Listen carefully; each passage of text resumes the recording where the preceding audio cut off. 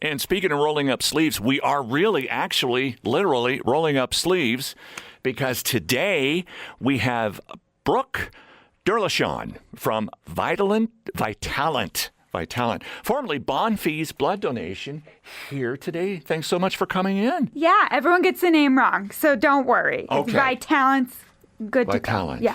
Yes, everyone has talent. Yes, to give we do, blood. and the donors do. Yes. Yes. So, well, tell us. Okay, when did it change? When did it go from Bonfils to Vitalent? Yeah, so that was in 2018. So Vitalent was a brand new company, basically started to be a nationwide network and take all these small blood centers across the U.S. and become one. So we are under the Vitalent umbrella now. Yeah. And we have the same staff, same, spaces, just a new name. Okay. All right. So where do we stand with blood donations? How does that work? I mean, to give blood, yes, but the blood bank, I guess, is what I'm trying to say, is where are we compared to, say, 10 years ago?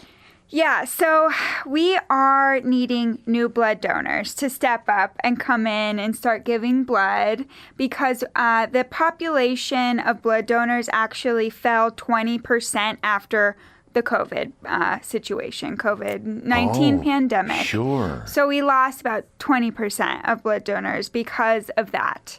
So now we are really needing people to step up if they're eligible and start giving blood now. So the trend has actually decreased of donations. Correct. Yes. Oh, and unless there was this terrible catastrophe, then people would step up. But we don't wish that on any of our humanity here. Yes, so, of course. How long does what's the shelf life of blood in a blood bank? Yeah, so red blood cells, a bag of red blood cells lasts 42 days on hospital shelves. But, it goes way more quickly than that. Usually when we have someone come donate blood, it takes 2 days to test, make sure it's safe, and then we send it to the hospital and it's used right away. So most blood does not sit on our shelves. It's going very quickly, and that's why we need donors to come in throughout the year, not just in times of tragedy. Yes. We have to make sure the blood's ready to go when those types of events occur.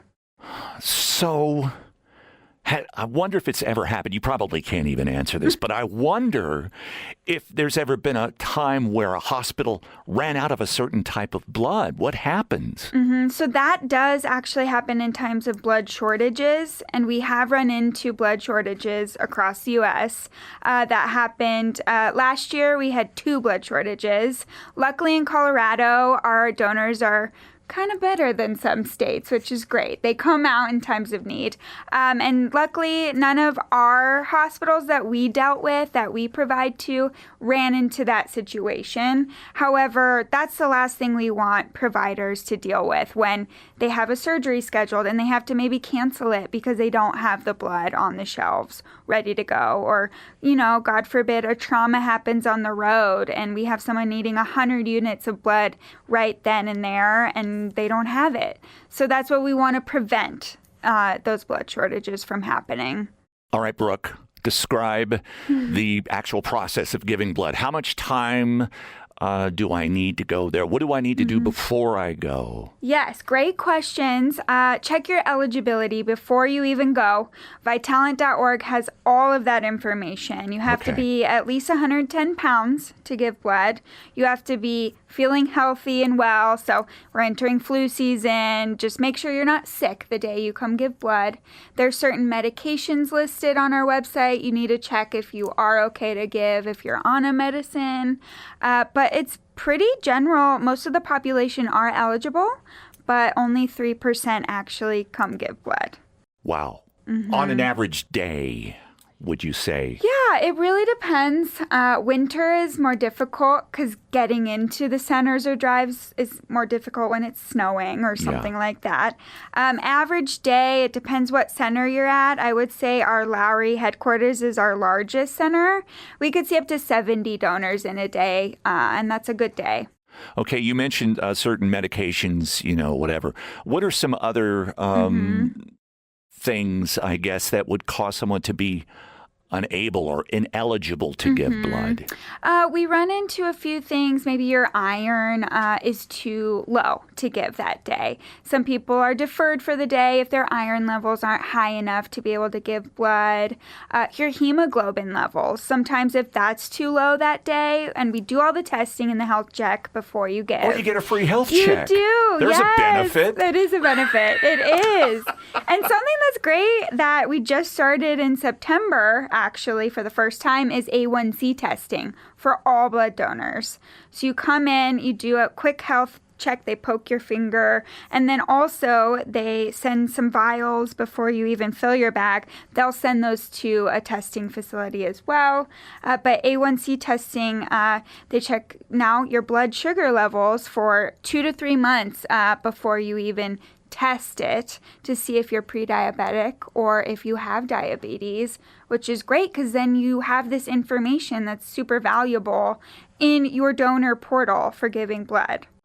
What is the greatest need right now? Yeah, right now we need type O donors especially. And that's the most common. Yes, most transfused type. O negative is the universal donor, so anyone can receive O negative blood, especially in a trauma situation. Oh, I'm O positive, so I can accept, my body will accept O negative? Yes. Wow. It's universal donor. Okay.